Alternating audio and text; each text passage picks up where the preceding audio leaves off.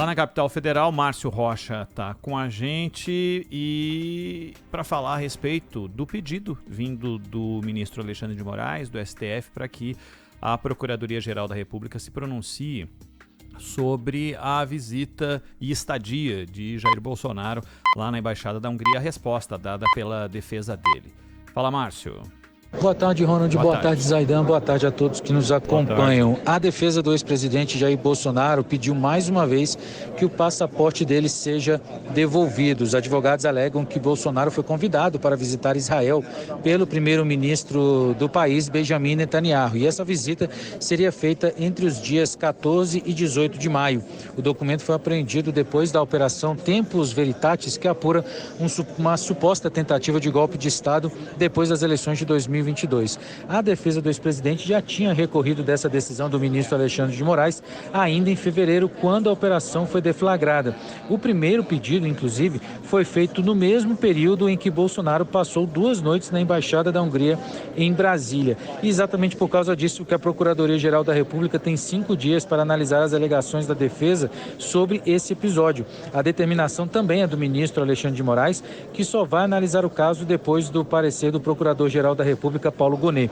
Ele é o responsável, Alexandre de Moraes é responsável pelo inquérito que apura um possível golpe de Estado.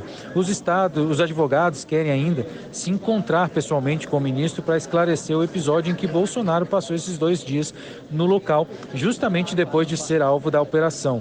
Além disso, pediu mais uma vez, como eu disse, a devolução do passaporte do ex-presidente. Na última segunda-feira, o jornal The New York Times publicou uma reportagem com imagens de satélite e câmeras de segurança que mostram a estadia de Bolsonaro na Embaixada da Hungria. A publicação divulgou imagens do ex-presidente conversando com o embaixador húngaro Miklos Halmai, além de funcionários e seguranças, 4 dias depois de ter o passaporte apreendido. As imagens também mostram que os funcionários da embaixada carregavam roupas de cama, água, pizza e até uma cafeteira para o quarto reservado para os convidados, onde ficou o ex-presidente. No mesmo dia da publicação, o embaixador da Hungria foi convocado pelo Itamaraty para dar explicações.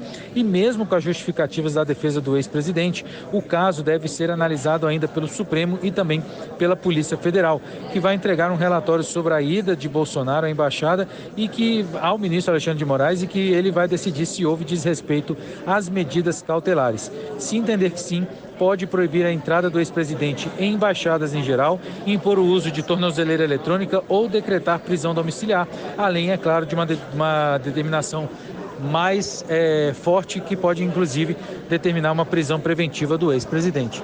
Eu volto com vocês. Um abraço. Tchau, tchau.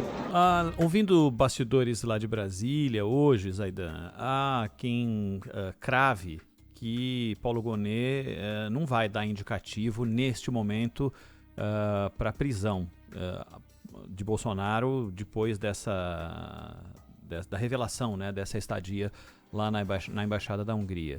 Então, talvez isso não saia hoje, tem 5 dias, né, para que ele se posicione. Isso deve acontecer lá para a semana que vem, depois do feriado. Mas tem inúmeros capítulos ainda nessa história que precisam ser explicados, mas aquele que ganhou destaque hoje foi exatamente a liberação do passaporte, que não sei se é para criar um fato novo, especificamente um fato novo, ou se realmente para ter esse benefício a partir de uma decisão de Alexandre de Moraes. E aí eu fico me perguntando também, Zaidan, uma coisa que a gente falou tão amplamente ontem sobre isso aqui, com a reportagem de Brasília também, a divulgação, o surgimento dessas imagens só ocorreu porque alguém liberou, né? Eu fico me perguntando, a Embaixada da Hungria liberaria essas imagens? Como que... Isso precisa ser investigado. Quem é que tornou isso público e com que interesse tornou isso público? Porque o The New York Times não tem acesso às câmeras de segurança da Embaixada da Hungria, que me consta, né? Claro que não, claro que não. É óbvio que isso foi entregue, né? Foi um interesse de alguma forma, eu quero só entender o interesse, se era realmente para que se tomasse conhecimento daquilo que aconteceu, mas o tomar conhecimento não estou nem dizendo que é quem é contra e eu quem é a favor. Para mim é uma interrogação de quem liberou isso e com qual intenção. Eu estou falando de apoio ou de quem quer ver o ex-presidente na cadeia. De certa forma, mesmo no grupo de apoio, há quem entenda que uma preventiva seria positiva. Apontando lá para as eleições? Aí, né, já... E para as eleições, Perfeito. Exatamente. A ideia é da martirização, né? Uhum. E se bem que uma martirização muito confortável, né? Para se falar em martirização. Mas inclusive o Lindbergh Farias mandou um pedido para a PGR, lá para o Gonê, apontando algumas evidências de quebra de compromissos do Bolsonaro com o Supremo Tribunal Federal e, portanto, a prisão preventiva se justificaria. Claro que aí é um deputado, um senador, governador. Ontem, por exemplo, o Tarcísio falou sobre isso. Que esse pessoal joga muito para a plateia, né? Então, o Lindbergh, quando diz que é preciso decidir pela prisão preventiva, porque houve uma quebra daquilo que havia sido estabelecido, ou uma tentativa de pedir asilo, ou a consideração da possibilidade de pedir asilo, e, portanto, ao entrar na embaixada, ficando fora do alcance do judiciário brasileiro, que só poderia ali atuar ou enviar seus agentes mediante concordância do embaixador húngaro e, portanto, do governo húngaro. O embaixador não vai fazer nada sem o Orbán disser pode fazer, né? Sem autorizar, exatamente. Agora, por outro lado, o Alexandre de Moraes tem a condição exclusiva de tomar uma decisão sem consultar os outros ministros. E aí ele pode optar por tornozeleira, ele pode optar por liberar passaporte, não liberar passaporte, ele pode liberar o Bolsonaro para fazer a viagem a Israel, pode não liberar, é uma decisão dele. E ele pode também decidir pela prisão preventiva. Mas, dentro do Supremo, vários ministros acreditam que seria o pior momento para isso acontecer, também fazendo cálculo político. Convenhamos, nós sabemos que o Supremo também age por posições políticas, ideológicas.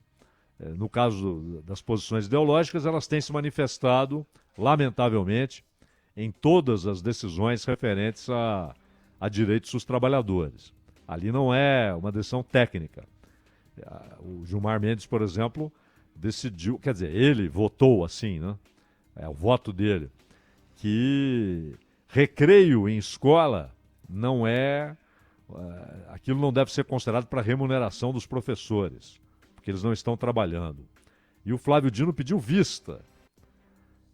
Eu acho incrível, pediu vista a respeito disso. Eu acredito que quando eles estão lá no Supremo e eles param para comer um lanchinho, muito bom, por sinal. Vamos descontar isso aí deles? Não, ninguém vai descontar, né? Ninguém vai descontar. Ninguém vai deixar de considerar como...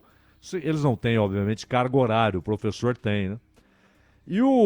Agora, em relação ao Bolsonaro, vai pesar muito essas considerações. Que tipo de reação isso vai provocar? É muito frágil decretar uma prisão preventiva por algo que não está esclarecido. E me parece que vai prevalecer isso. Não haverá prisão preventiva agora. E provavelmente só haverá ordem de prisão quando houver algo, quando estiver tudo solidificado, cristalizado, firmado, com bases jurídicas incontestáveis.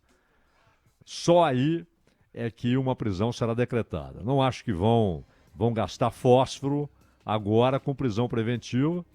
E, obviamente, dentro do PT e até do PSOL, também no PSOL houve uma petição para que ele fosse preso agora, mas lá dentro também muita gente acredita que seria a pior decisão. Mas é uma decisão que cabe hoje exclusivamente ao Alexandre de Moraes, né? Mas você tem razão. Definitivamente ninguém esclareceu como imagens que são exclusivas da embaixada, só a embaixada pode tê-las, tem controle total sobre aquelas imagens, como elas foram parar num jornal dos Estados Unidos.